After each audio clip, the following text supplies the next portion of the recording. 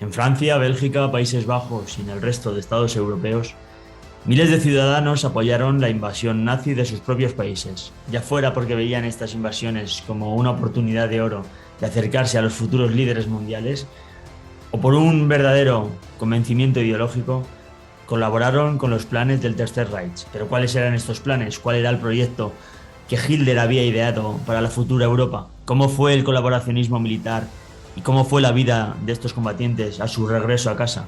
¿O qué fue la famosa división Viking de las SS? David Alegre Lorenz ha publicado Colaboracionistas, Europa Occidental y el Nuevo Orden Nazi, una obra que es capaz de analizar el fenómeno global al mismo tiempo que nos acerca a la vida, a los testimonios de los personajes, de los protagonistas. Personajes conocidos como León Degrelle, el líder del rexismo belga, un astuto hombre que se supo mover en este contexto, que evitó ser juzgado en los juicios de la posguerra y que vivió en España hasta la década de los 90. O personajes no tan conocidos, pero también muy interesantes, como el de Jan Olig, un boxeador, un campeón holandés de los pesos pesados, que se alistó en las SS, combatió, se convirtió, como él mismo dijo, en un auténtico asesino y que acabó sus días en Sudamérica. De todo ello hablamos en esta entrevista. Bueno, David, muchas gracias por estar con nosotros. En primer lugar, enhorabuena por esta obra que yo creo que ya se ha convertido en un clásico de la Segunda Guerra Mundial. Y a cualquiera que estéis viendo esta entrevista, que segurísimo sois amantes de la Segunda Guerra Mundial, solo puedo recomendaros la obra, porque vais a encontrar un montón de historias fascinantes sobre el colaboracionismo. Así que, David, muchísimas gracias por estar aquí con nosotros. Es un placer, de verdad, que soy yo quien está agradecido. Uno siempre lo que desea es poder hablar de su trabajo, y más cuando es un trabajo tantos años en sitios donde uno pueda sentirse a gusto y donde crea que se va a poder sacar el jugo, ¿no? Y poder exprimir un poco lo que aporta y nada, pues eso, agradecido y con muchas ganas de mantener un buen rato de conversa. Muy bien. Pues para empezar, una de las partes del título, el orden nazi, ¿cómo lo definirías? ¿Qué es esto del el nuevo orden nazi? Nuevo orden nazi, el nuevo orden en general, es un tipo de... Es un sustantivo que siempre ha empleado cualquier tipo de hegemonía o cualquier tipo de potencia que ha aspirado a construir una hegemonía político-cultural y económica, o que lo ha conseguido, ha utilizado este tipo de sustantivo, ¿no? Esta manera de apelar también al gran público. Es decir, en este caso el nuevo orden nazi lo que pretendía era, o lo que dibujaba, lo que prefiguraba era la ordenación que hubiera tenido una Europa, y que tuvo, de hecho, porque Europa, como sabemos, estuvo dominada durante un lustro, la mayor parte de Europa, por la Alemania nazi. La forma, el orden que habría tenido Europa bajo la Alemania nazi y sus aliados, ¿no? En este caso también, porque sus aliados también contribuyeron a la construcción del nuevo orden y también se acogieron a la idea del nuevo orden, sobre todo Italia, ¿no? Que también ocupó y gestionó territorios amplios de la cuenca mediterránea, en los dos lados del Mediterráneo, tanto en el africano como en el europeo, con políticas imperiales bastante similares a las alemanas, aunque no ha sido objeto de estudio en mi libro, pero sí que lo ha sido por parte de grandes historiadores e historiadoras como David Rodoño, o recientemente publicado con La Esfera, el libro que no recuerdo el autor, de John Gooch, que no me salía ahora, John Gooch, La Guerra de Mussolini, que es un libro que recomiendo a la gente si quieren enterarse un poco también de cómo es todo esto, ¿no?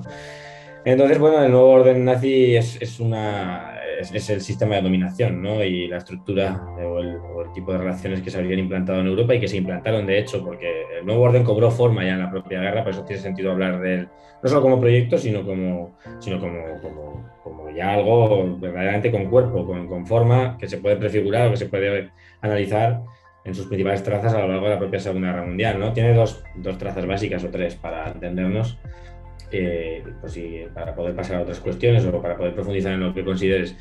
Son tres cuestiones. Una de ellas es, obviamente, el dominio incontestable de Alemania sobre todo el continente europeo, con la absorción unilateral y nunca pactada, y siempre bajo clave centralista unitaria, de todos los territorios considerados de raza germánica, que es lo que consideramos nosotros hoy en día, que las razas pues, son parte de la pseudociencia, ¿no?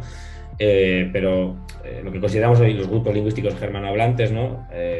Desde los países escandinavos, exceptuando Finlandia, hasta Flandes y Países Bajos, ¿no? Que luego se añaden. Durante la guerra evoluciona también, ¿no? Qué pueblos se consideran germánicos y qué pueblos no, hasta integrar a los valones y a los franceses incluso, ¿no? O una buena parte de los franceses. También territorios del norte de Italia y por supuesto Suiza, ¿no? y luego todas las comunidades alemanas, de alemanes étnicos que vivían esparcidos por toda Europa Oriental, que ascienden a varios millones. 6, 7, 8 millones de alemanes, o comunidades de alemanes étnicos que hablan dialectos derivados del alemán, viven con culturas derivadas de una matriz alemana, ¿no? Por decirlo de alguna manera, aunque muy, muy mezcladas con los pueblos de su entorno, ¿no? Los pueblos eslavos de su entorno. Entonces, esa es uno de los pilares básicos. Los alemanes contaban con todos estos pilares para construir su propia hegemonía y para que fueran sus correas de transmisión en la Europa del futuro.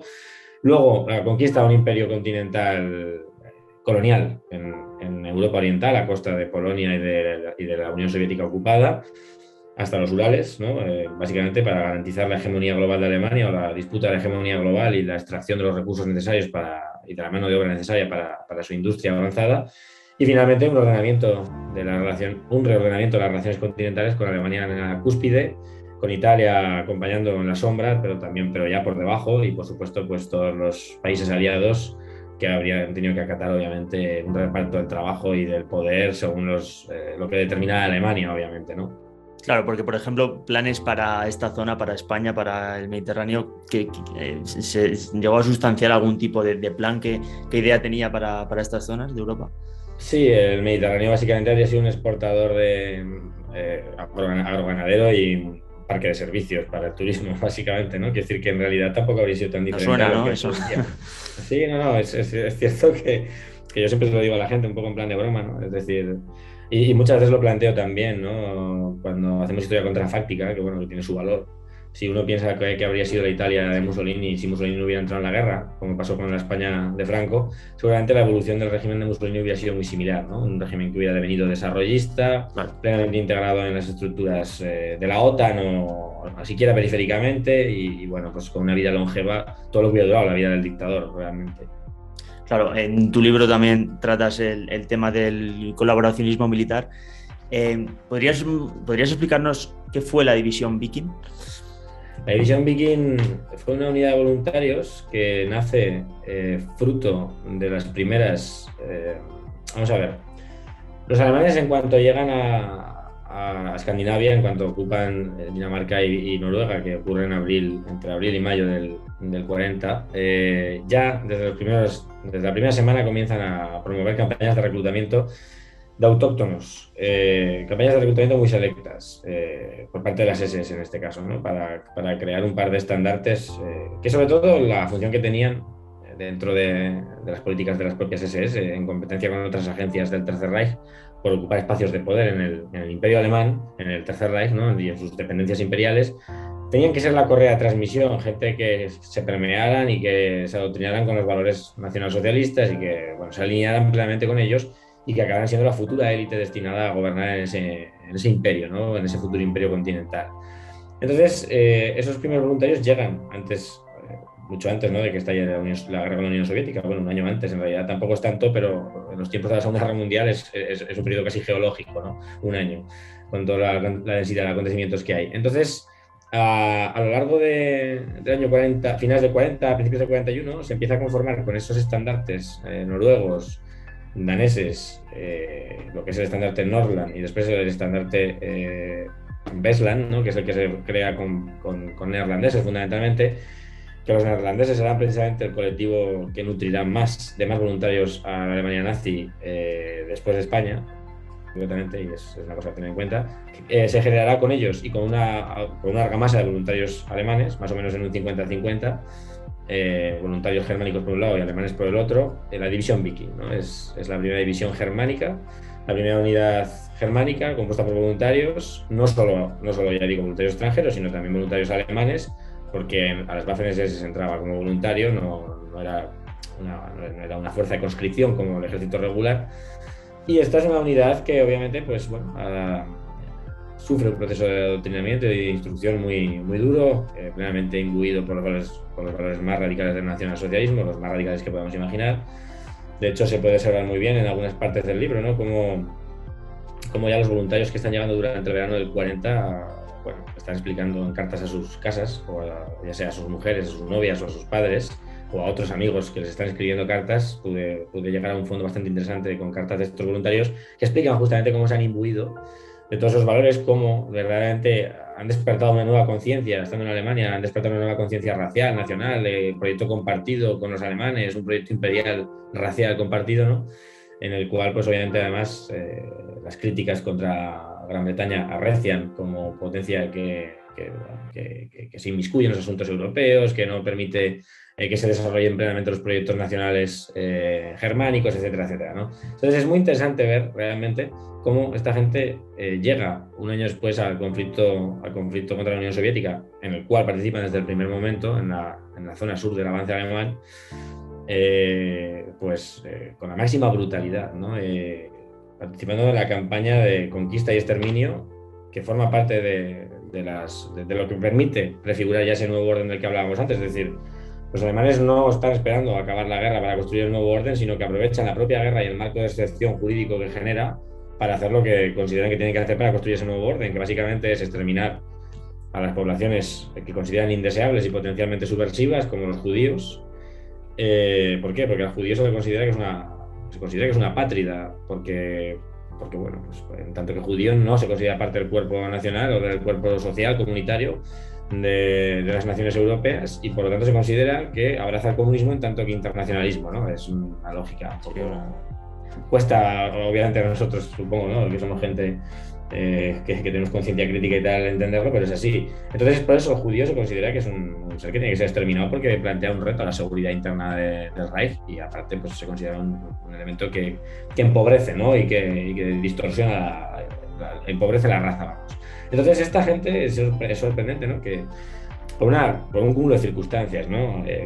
Participan de manera muy, muy sangrienta en los primeros embates de la Operación Barbarroja, en parte condicionados por las directivas que están recibiendo ya desde antes de la invasión, en las cuales se les está avisando de cualquier foco de resistencia tiene que ser eliminado sin compasión. A la mínima sospecha, aunque no se haya confirmado, hay que atacar con fuego de artillería ligera, pesada y armas automáticas ese foco. Es decir, normalmente pues incluso esto está bien estudiado, quiero decir, en fuentes se puede ver muy bien, ¿no?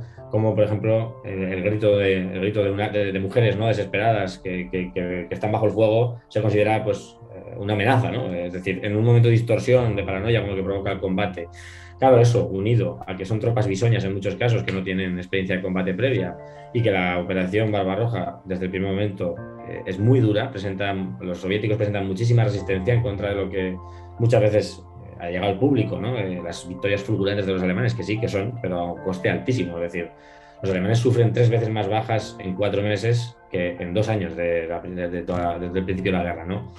Entonces, eso provoca también mucha frustración, impotencia y más violencia, ¿no? Es decir, es una respuesta en clave de venganza.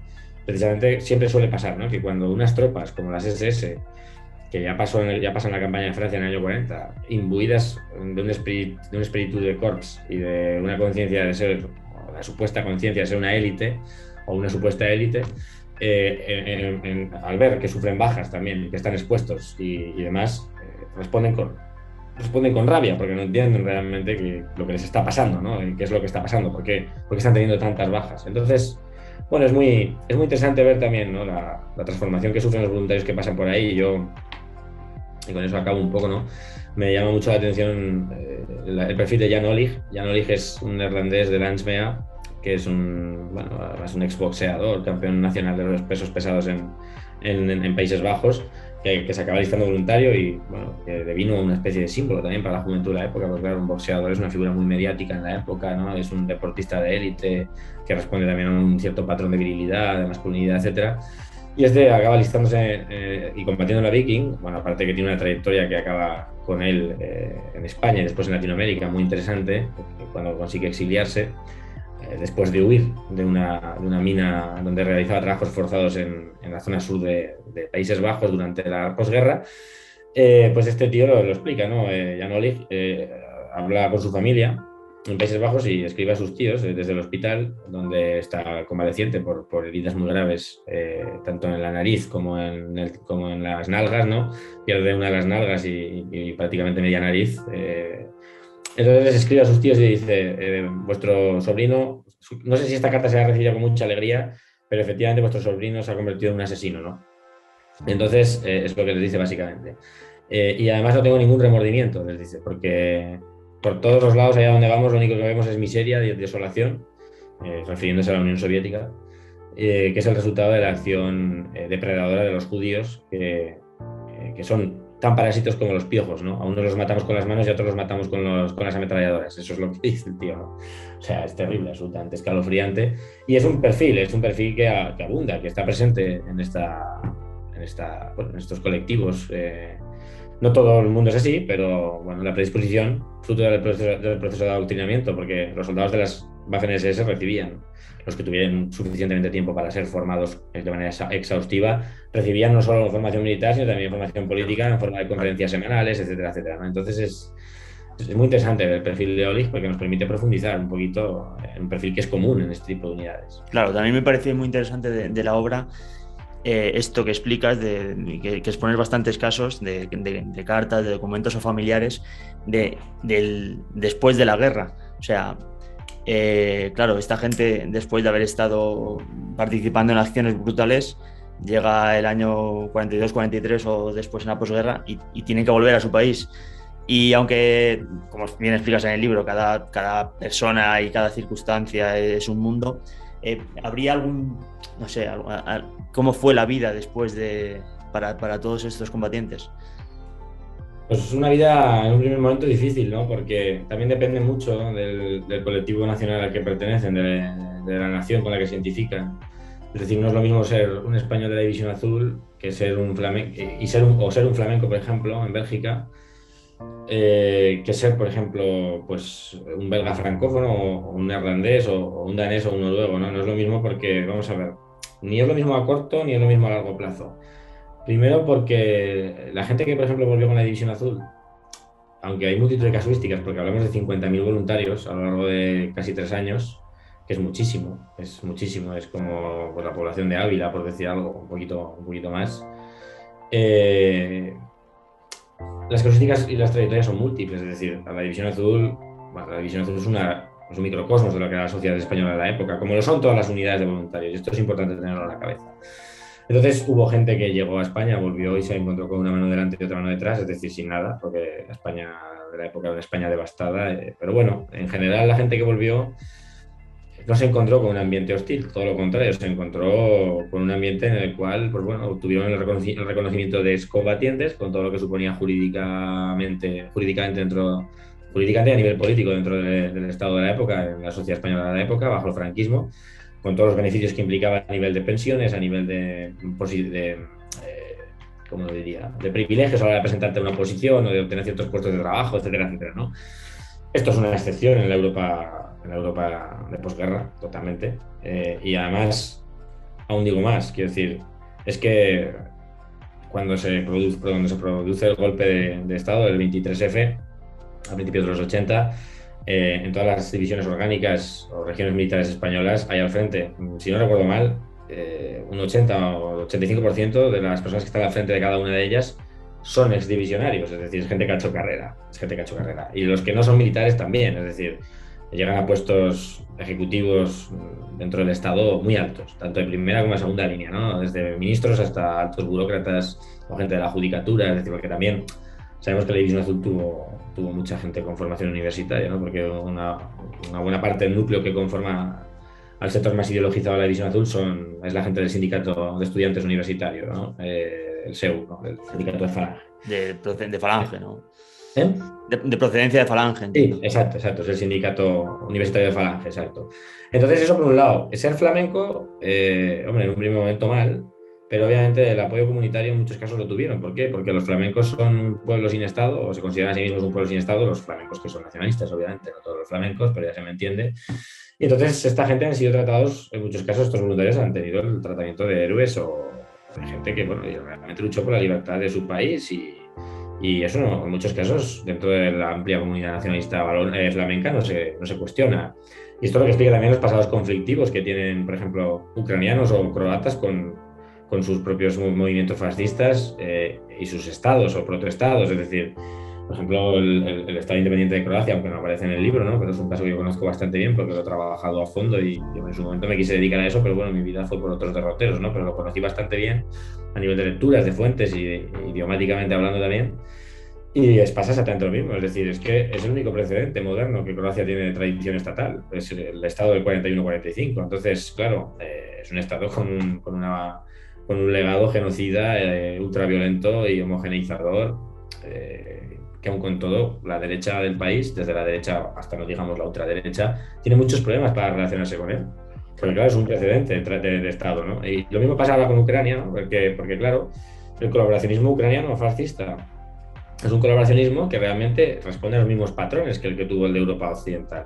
Es decir, no es que sean progermanos, saben lo que los alemanes quieren hacer. Es que, a ver, que la gente tonta no es, entendámonos. Quiero decir, saben que tienen un proyecto imperial, que ellos están destinados a no ocupar más que un lugar residual en él, como mucho, ¿no? Porque el objetivo real era hacer de todas las poblaciones de Europa Oriental pues masas de mano de obra esclava o forzada.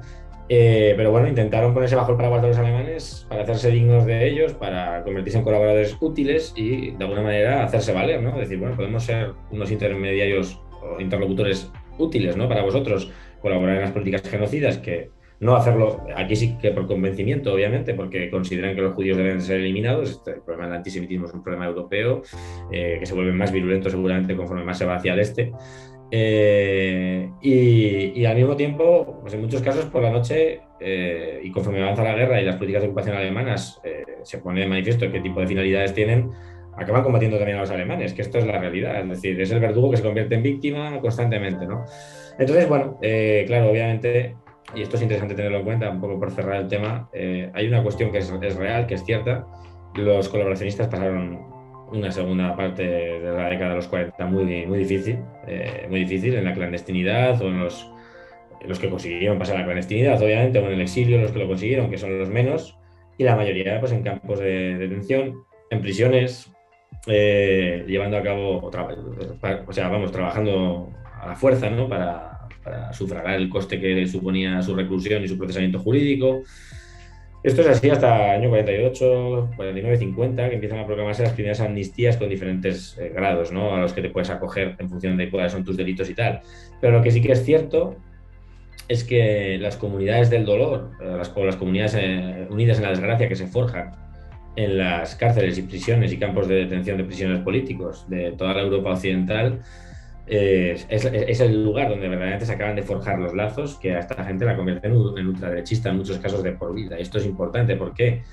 Porque esta gente será en el núcleo en torno al cual se refundará toda la ultraderecha europea, ya desde finales de los 40 y no digamos ya a partir de los 50, serán siempre antiguos colaboracionistas, en muchos casos antiguos voluntarios que han combatido en la Wehrmacht y en las Waffen-SS o en las Waffen-SS, los que fundarán las nuevas iniciativas políticas, en torno a las cuales irán confluyendo las nuevas generaciones de europeos que llegarán a lo largo de los 50 y 60 a la ultraderecha, ¿no? Entonces y además con un imaginario y un simbolismo nacido obviamente del Frente Oriental, que es el gran mito fundacional de la ultraderecha europea, de esa solidaridad de la ultraderecha europea y ese proyecto continental, supuesto proyecto continental que nunca existió, de la ultraderecha europea, donde tuvo mucho que ver precisamente, y para hilarlo con la pregunta que me hacías antes, el comandante de la Viking, ¿no? Uno de los comandantes de la Viking, el más conocido de todos, que fue Félix Steiner, o Félix Steiner, ¿no? Por decirlo pronunciado en castellano. Félix Steiner acabó siendo pues, un literato importante de la ultraderecha alemana y europea, que escribió obras muy importantes, donde además dejó recogida un poco cuál fue su visión de la experiencia de guerra, de todo este voluntariado que pasó por la Viking, ¿no? Y él mismo lo decía muchas veces, ¿no? Como él dejó dos grandes trazos que a mí me parecen muy interesantes.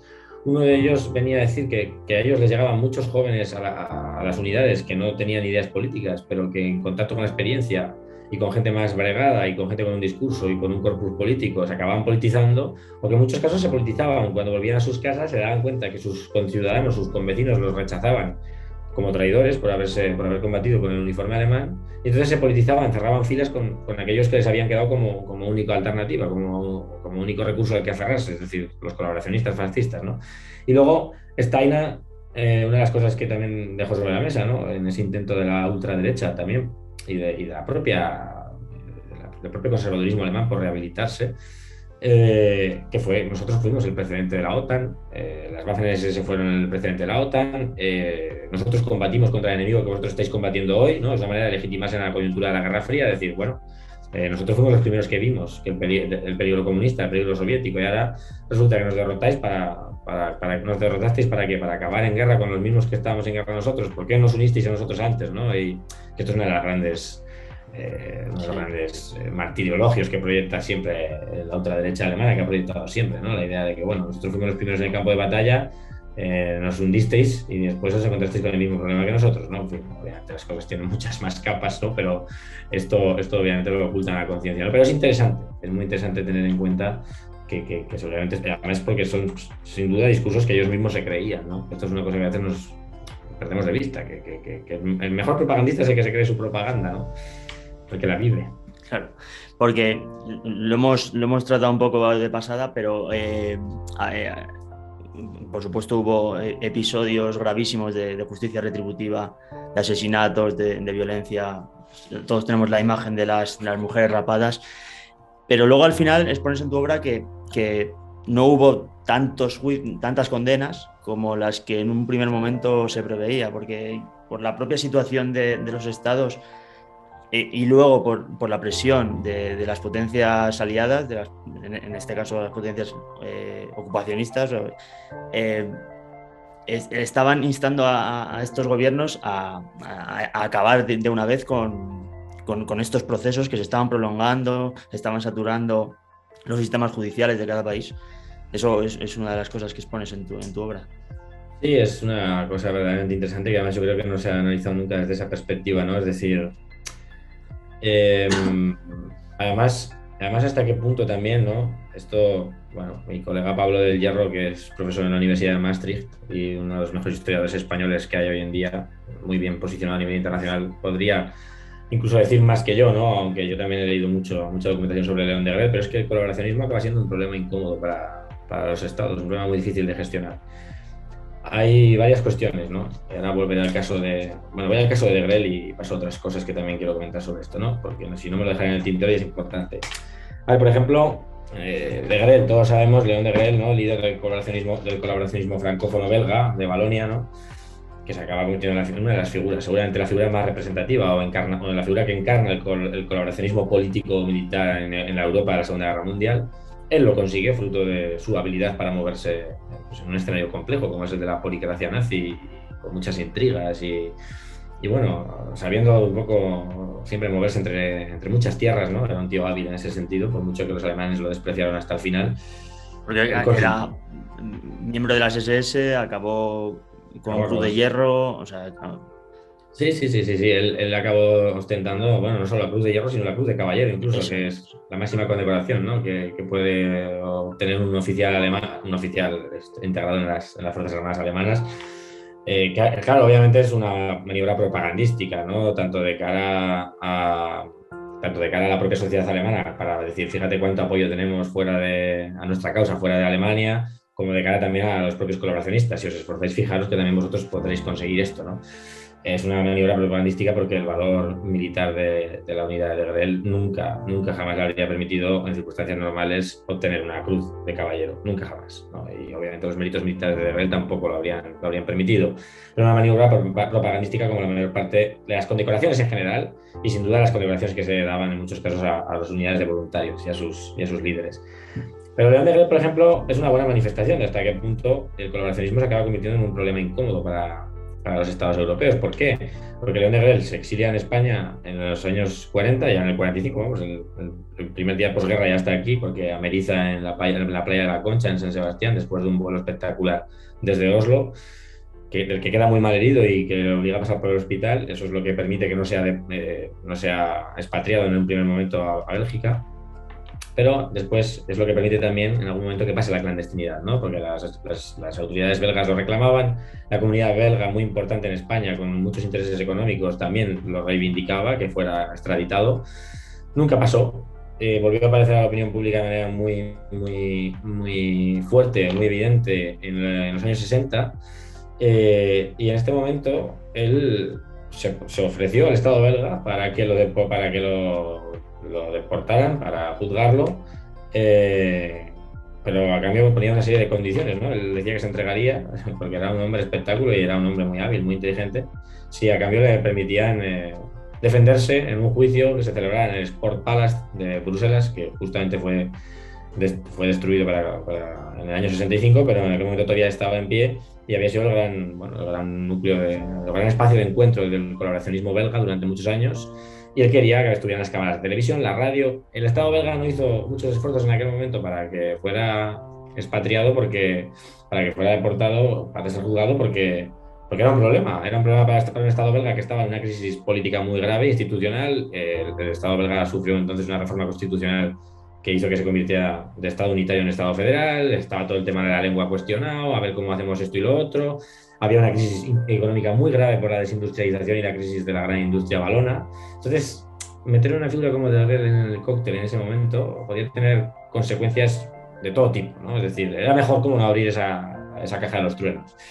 Entonces, sí, es interesante. Efectivamente, ya en los años 40 el problema se presenta de manera muy evidente. A las primeras semanas y meses es obvio que hay un deseo de retribución por una parte importante de la sociedad que ha vivido mal y ha vivido en circunstancias muy difíciles la ocupación, y obviamente eso ha dejado muy, muy señalado al colaboracionismo, porque todo el mundo sabía lo que hacía el colaboracionismo, que al mismo tiempo que aprovechaba para promover su agenda política y luchar por sus intereses, también luchaba para llenar sus bolsillos. Es decir, las dos cosas estaban... No quiere decir eso que toda la gente que estuviera ideologizada y que tuviera ideas no tuviera los suficientes valores como para no distinguir una cosa de la otra. El problema es que en el colaboracionismo entraron muchos arribistas que vieron la posibilidad de que trabajando para los alemanes y para los partidos colabos, pues podrían llenar sus bolsillos, y de hecho es lo que pasó, ¿no?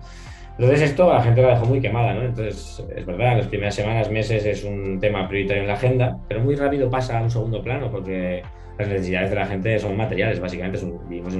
Estamos hablando de un continente totalmente dislocado a nivel económico, que está al borde de la hambruna hasta el año 48, que se está alimentando con raciones llegadas desde Estados Unidos, raciones de emergencia militares, vamos. Desastroso, ¿no? Es una situación desastrosa.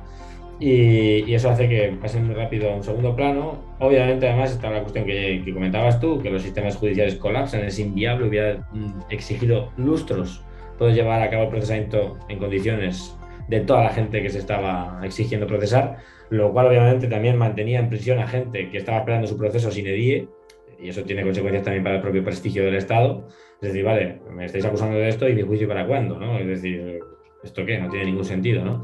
Y luego al mismo tiempo, efectivamente, una cosa que se ha comentado muy poco, ¿no? Que es la presión de las potencias aliadas que están ocupando ahora Europa Occidental, que quieren dar viabilidad a esos estados, y eso pasa primero por recuperar el personal técnico que está acusado de colaboracionismo, que es importante porque el colaboracionismo es un fenómeno, bueno, los partidos fascistas son un fenómeno de clases medias con lo cual gente formada, en muchos casos universitaria, cuando entonces no era tampoco algo común. Tampoco era raro, pero no era común, vaya, para entendernos. Y bueno, entonces se quiere recuperar ese personal, se quiere normalizar la situación social, porque hay mucha gente a la que se está viendo que se la está condenando a abrazar el fascismo de por vida si no se les proporciona una posibilidad de reinserción, sobre todo a la gente más joven. Esto es un tema que preocupa mucho a los psiquiatras militares. Y bueno, y luego en última instancia el coste económico que tiene, que es que en el caso de los Países Bajos se está llevando 6% del presupuesto estatal anual. El mantenimiento del sistema de prisiones y de abastecimiento de esas prisiones y de sus guardias y todo lo que comporta, ¿no? Entonces, pues bueno, efectivamente hay unas presiones que hacen que el problema se vaya resolviendo pues con juicios ejemplarizantes a figuras más señaladas, y a partir del año 48 ya de manera muy evidente esto desaparece de la agenda política. Esta gente en general empieza a volver a sus casas y a su vida normal, a menos que tengan delitos muy graves, ¿no? Que han perdido derechos civiles y derechos políticos, que eso también pasó, pero no es lo normal, ¿eh? En la mayor parte de los casos, bueno, pues vuelven a una vida más o menos normal. Genial. Bueno, David, pues que sirva esto para crear el interés a los lectores, y muchísimas gracias por estar con nosotros, y enhorabuena otra vez por el libro. Nada, ojalá pudiéramos estar mucho más rato. Yo tengo charrera para mucho rato y es un gusto poder hablar de estas cosas porque son muy interesantes, y en buena compañía pues todo se hace como mucho más gustoso, ¿no? Pero vamos, que de verdad ojalá la gente que se acerque al libro pues lo viva como lo que se pretendía, ¿no? Proponer al público lector, que es un viaje muy dinámico, con muchos niveles de realidad, ¿no? Pudiendo tener vista de pájaro y al mismo tiempo visiones a ras de suelo. No, yo creo que lo interesante es eso, ¿no? Que se propone un viaje muy dinámico a través del continente, y al final se acaba viendo una historia de la Segunda Guerra Mundial desde un prisma distinto, y que además permite mucho poner cara a procesos que habitualmente vemos muy desde arriba, ¿no? Porque una de las cosas que yo me propuse justamente era poder permitir al lector, que me interesaba mucho, ¿no? Porque claro, a la hora de lanzar un tema tan farragoso y difícil como este, podemos caer en la descripción, en las citas pues de acontecimientos, de acrónimos, de organizaciones y tal. Y a mí me interesaba que el lector y la lectora pudieran familiarizarse con las figuras que van pasando, que hubiera trayectorias que estuvieran presentes a lo largo de todo el libro. Entonces yo espero que la gente encontrará hilos y encontrará un camino interesante que recorrer y bueno, pues iremos viendo, ¿no? Llevamos un mes con el libro en la calle y parece que la respuesta está siendo buena, así que esperemos que tenga larga vida el libro. Yo creo que no es para menos, ¿no? Pero bueno, ya veremos a ver. Así que nada, muchísimas gracias, ha sido un placer. Muchas gracias, David. Venga, que vaya muy bien.